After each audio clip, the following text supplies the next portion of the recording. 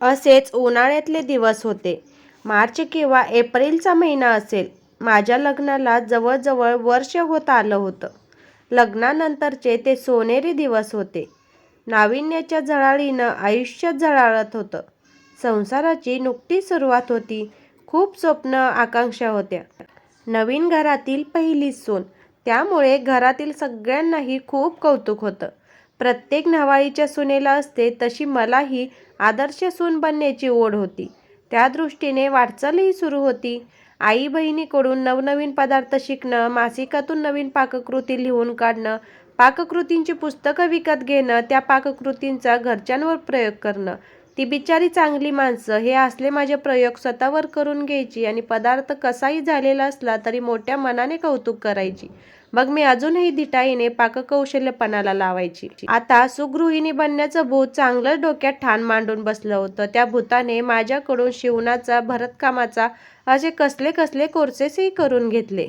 गायन शिकून पहाटे पहाटे ओल्या केसांनिशी देवासमोर बसून चित्रपटातल्या नायिका म्हणतात तशी भोळ्या चेहऱ्याने भजने म्हणावी आणि सासरच्यांना खुश करावं कसेही मनसुबा होता. त्यासाठी गायन क्लासही लावला होता. पण दुपारच्या रियाजामुळे सगळे खुश होण्याऐवजी रागरागच करू लागले. तेव्हा या स्वप्नाला तिलांजली द्यावी लागली. सायंकाळी फिरायला जाणे हे नवविवाहितांचे कर्तव्यही आम्ही नवरा बायकोने इमानी इतबारे पार पाडत असू. कोणी परिचित, नातेवाईक, नवीन जोडपं म्हणून कधी जेवायला बोलवलं तर कोणाकडे काही कार्यक्रमाच्या निमित्ताने जावे लागे. त्या काळात म्हणजे साधारण 90च्या सुमारास साडी आणि पंजाबी ड्रेस आणि गाऊन अशी हायब्रिड संस्कृती निर्माण झाली होती. म्हणजे घरात गाऊन, खरेदीला वगैरे जाताना ड्रेस आणि विशेष प्रसंगी सणासमारंभाला साडी आणि त्यावर कोपरनी मनगट यांच्या मध्येपर्यंत येणाऱ्या थ्री फोर्थ असंच त्या ब्लाऊजचं नाव. बाह्यांचं ब्लाऊज, मुलगी थोडीशी पुढारलेली असेल तर स्लीवलेस हा एक पर्याय असायचा. तर सासरी पाठवणी करताना आत्मादिकांबरोबर पंजाबी ड्रेसबरोबरच अनेक साड्या थ्री-फोर्थ आणि स्लीवलेस ब्लाऊजसहित दिल्या जात होत्या. यात बहिणीने सिंगापूरहून आणलेल्या, चुलत बहिणीने व आत्याने अमेरिकेहून आणलेल्या, आईने घेतलेल्या अशा उंची साड्याही होत्या. त्या साड्यांचे पोत, रंग, त्यावरील भरतकाम फारच सुंदर होतं. एक्सक्लुझिव्ह अशा त्या साड्या होत्या. मी बाहेर जाताना त्या बरेचदा नेसत असे. आणि किती छान आहे ही साडी, कुठून आणली हा प्रश्न मला खुश करत असे. त्यामुळे त्या साड्या माझ्या जीवाभावाच्या झाल्या होत्या. आता जवळजवळ वर्षभर त्या साड्या मी वापरत होते. सोलापुरातील धूळ, उकाड्यामुळे येणारा घाम यात आता त्या साड्यांना अंघोळ घालण्याची खरी वेळ आली होती. घरी कपडे धुवायला बाई होती. तिला रोज एक साडी धुवायला दिली असती तरी पण चाललं असतं.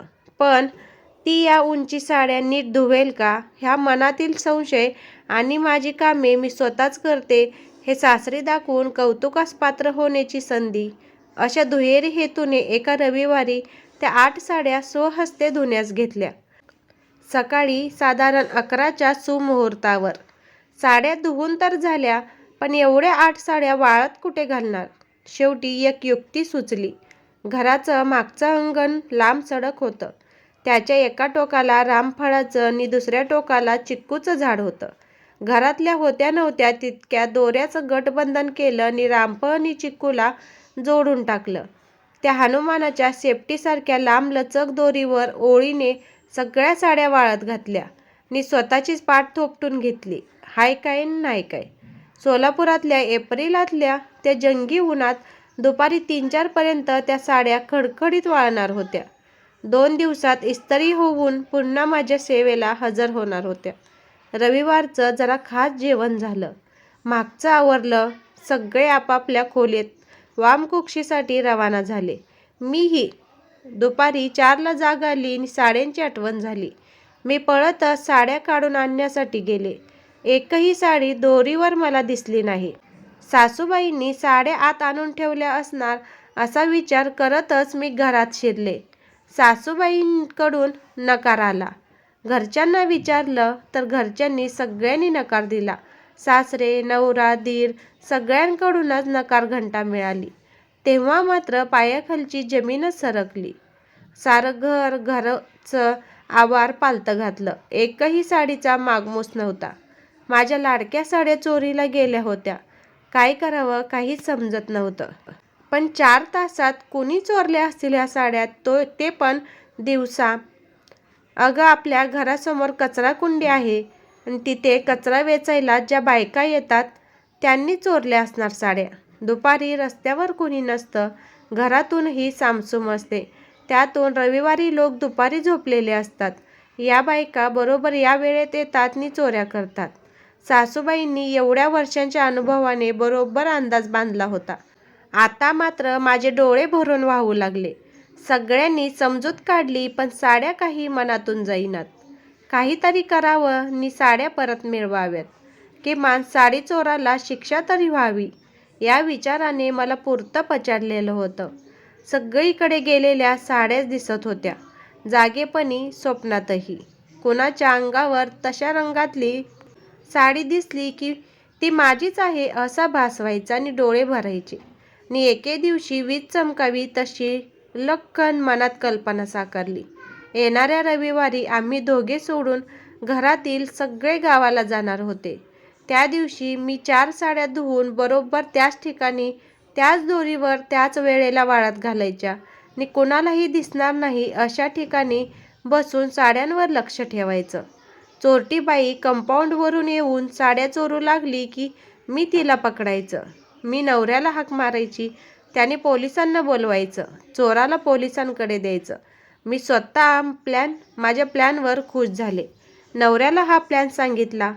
आताचा नवऱ्याचा खमकाबाणा पाहता त्याने तेव्हा ही योजना ऐकून 4 शिव्या हसडायला हव्या होत्या. पण तो चक्क केव्हा कबूल झाला. नवीन लग्नाचा परिणाम असणार. रविवाराला घरचे गावाला गेले. आम्ही दोघेच घरात. जेवण लवकरच उरकलं. मी साड्या धुवून मागच्याच दोरीवर वाळत घातल्या आणि ठरलेल्या जागी लपून बसले. अंगावर गाऊन होता, ऊन लागू नये म्हणून डोक्याला रुमाल बांधला आणि सावजाची वाट पाहत बसले. तास झाला, 2 तास झाले, कोणीच फिरकेना. 3रा तासही उलटून गेला. बसून बसून माझी पाठ, पाय दुखायला लागले. बेत फसला होता. मी आता साड्या घेऊन घरात जायचं ठरवलं. एवढ्यात कंपाऊंडवर 2 हात दिसू लागले. आता कंपाऊंडवर एक पाय आणि त्यापाठोपाठ दुसरा पायही अवतरला आणि चोरबाईचं अस्मादिकाचं साक्षात दर्शन झालं. ज्या बाईनं माझ्या 8 साड्या लंपास केल्या होत्या तीच ही बाई माझ्यासमोर होती. एका बाजूला अतीव राग येत होता आणि दुसऱ्या बाजूला ती सापडल्याचा आनंद होत होता. तिने मांजराच्या पावलांनी अंगणात उडी मारली आणि भराभर साड्या काढल्या आणि परकरात ठेवल्या. ती पळणार एवढ्यात मी तिला पकडलं. तिला घट्ट धरून ठेवलं आणि मिस्टरांना जोरात हाक मारली, पोलिसांना फोन करा, चोर पकडलाय. पोलीस स्टेशनला फोन काही लागेना. कधी एंगेज येत होता तर कधी उचलला जात नव्हता. आता काय करायचं असा प्रश्न मिस्टरांना आणि मला पडला. आता कल्पनेनं मिस्टरांच्या डोक्यात उडी मारली होती. मी रिक्षा घेऊन येतो, तू तिला घेऊन रिक्षात बस. मी पोलीस स्टेशनला स्कूटरवर जातो, गुन्हा नोंदवतो. तू रिक्षातून तिला पोलीस स्टेशनला आण. ओ ताई, तुमच्या साड्या परत घ्या. मला सोडा ओ, पोलिसात नेऊ नका. हात जोडती तुमच्या पुढं. या साड्या परत देशील ग. पण 15 दिवसांपूर्वी साड्या चोरल्यास त्याचं मी काय करणार? ताई, मी नाही घेतल्या होत्या साड्या. तिचा बनाव सुरू झाला. नकारार्थी प्रश्न सुरू झाले. एवढ्यात रिक्षा पण आली. मी तिला दरादरा ओढत रिक्षात बसवलं. पुराव्यासाठी तिच्या परकरातल्या साड्या परकरातच राहू दिल्या. मिस्टरांनी रिक्षा पोलीस स्टेशनला न्यायला सांगितलं आणि स्वतः स्कूटरवरून पोलीस स्टेशनकडे रवाना झाले. रिक्षाही पोलीस स्टेशनकडे निघाली. गांधीनगरचा चौक आला. डाव्या बाजूची खड्ड्यातील झोपडपट्टी रिक्षा पार करत होती. एवढ्यात त्या बाईने तिच्या धरलेल्या हाताचा चावा घेतला आणि माझी पकड सैल झाल्यावर चालत्या रिक्षातून उडी मारली आणि चित्त्याच्या वेगाने ती खड्ड्यात दिसेनाशी झाली. खड्ड्यात रिक्षा जाऊ शकत नव्हती. पुढच्या रस्त्याने त्या झोपडपट्टीभोवती खूप शोध घेतला, पण बाईचा काही पत्ता लागेना. असल्या बाया सापडत नसतात हो. तिचं याच झोपडपट्टीत घर असणार. तिचं घर आल्यावर ती उडी मारून पसार झाली. तिला रिक्षानं तिच्या घरापर्यंत सोडल्यासारखं झालं की ओ ताई.